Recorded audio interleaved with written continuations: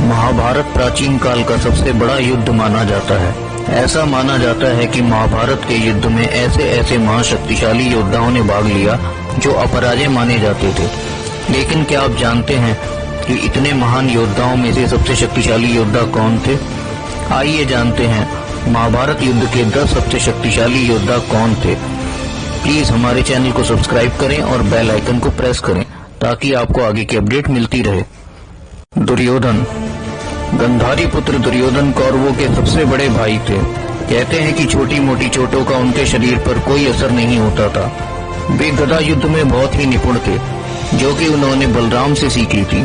स्वयं बलराम ने कहा था कि गदा युद्ध में दुर्योधन को कोई नहीं हरा सकता। अपनी मां गांधारी से शक्ति पाकर दुर्योधन का शरीर वज्र के समान हो गया था, बस जंगा ही कमजोर थी। युद्ध के अंत में भीम ने जंगा तोड़कर उनका वध किया। घटोत्कच।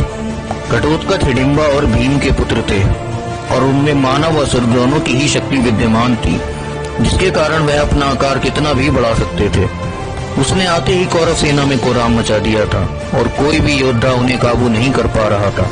तब दुर्योधन के कहने पे कर्ण ने उस पर उस शक्ति का प्रयोग किया जो उन्होंने अर्जुन के लिए बचा के रखी थी और जिसका प्रयोग वे केवल एक बार ही कर सकते थे। अश्वत्थामा। गुरु द्रोणाचार्य के पुत्र अश्वत्थामा के मस्तक पर एक अमूल्य मणि विद्यमान थी, जो उसे दैत्य, दानव, शस्त्र, व्याधि, देवता, नाग आदि से निर्भय रखती थी। यही कारण था कि उसे युद्ध में कोई मार नहीं सकता था। उसे कई अस्त्र शस्त्रों का ज्ञान था।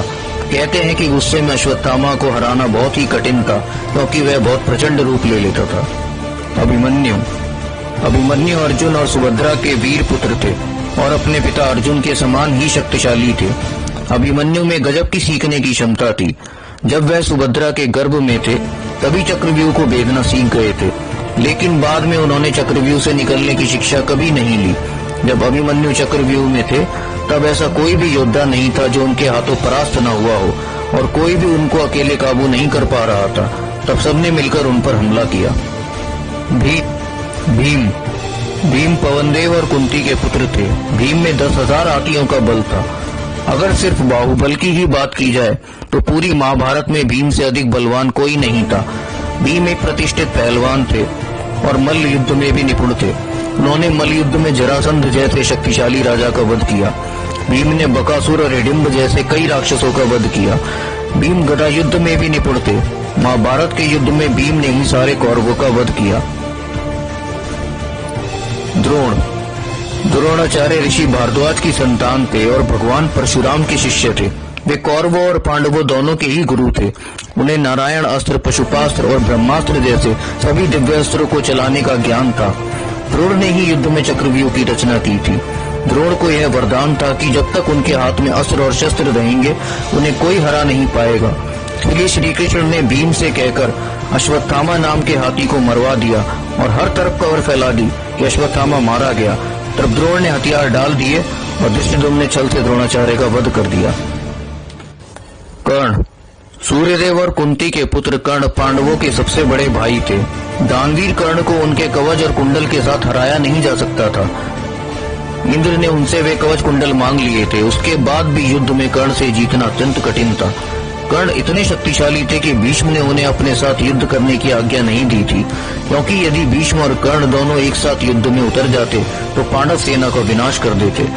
कर्ण ने युद्ध में नकुल, सहदेव, युधिष्ठिर और भीम को भी हराया था, लेकिन उन्हें मारा नहीं, क्योंकि उन्होंने कुंती को वचन दिया था कि वो अर्जुन को छोड़कर अपने भाइयों को नहीं मारेगा। भीष्म। गंगा पुत्र भीष्म भगवान परशुराम शिष्य थे। भीष्म को वरदान मिला था कि वे अपनी इच्छा से मरेंगे। वो युद्ध में प्रतिदिन कई हजार सैनिकों और योद्धाओं का वध करते थे।